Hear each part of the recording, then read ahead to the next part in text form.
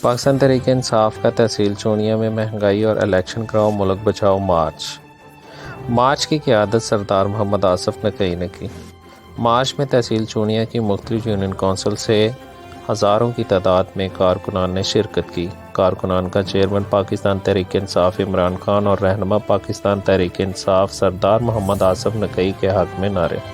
سردار محمد آصف نقوی کا کارکنان سے خطاب کرتے ہوئے کہنا تھا کہ موجودہ حکومت سے عوام تنگ آ چکی ہے، مہنگائی کی وجہ سے غریب دو وقت کی روٹی سے پریشان ہے۔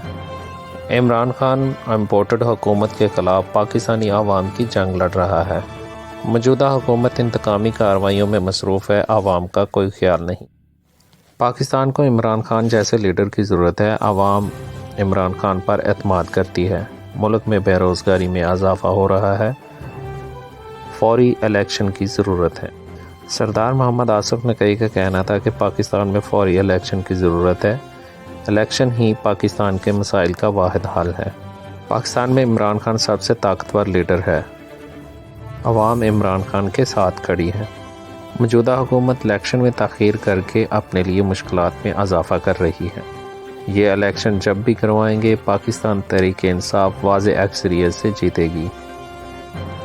راستے میں مختلف جگہوں پر سردار محمد آصف نقوی کا ڈھول کی ٹھاپ پر اور پھولوں کی پتیاں نچھاور کر کے استقبال کیا گیا۔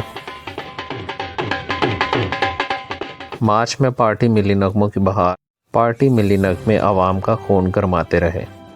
مارچ چونیا شہر سے گزرتے ہوئے ٹھینگ موڑ چوک پر اختتام پذیر ہوئی۔ حق ہمارا آزادی، لا الہ الا اللہ، حکمرانی اللہ کی۔ حق ہمارا آزادی، حق ہمارا آزادی، لا الہ الا